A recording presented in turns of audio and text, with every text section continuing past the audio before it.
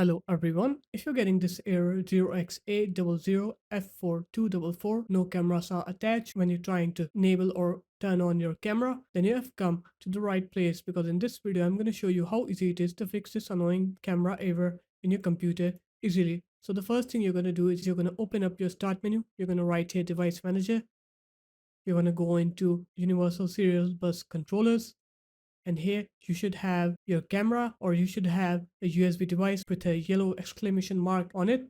You're going to right click on it. You're going to click disable device and then you're going to click enable device here.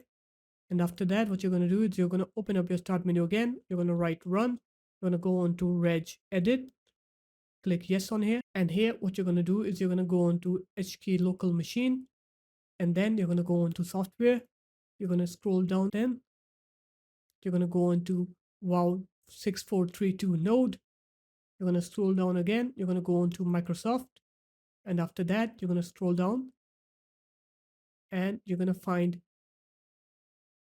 Windows Media Foundation. And then you're going to go into platform.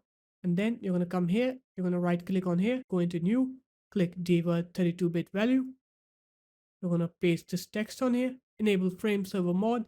Make sure to capitalize the first letters like how I've done here. Press enter. You're going to right click on it, click on to modify, set this to 0, press OK, close this up, and then you're going to go ahead and restart your computer once.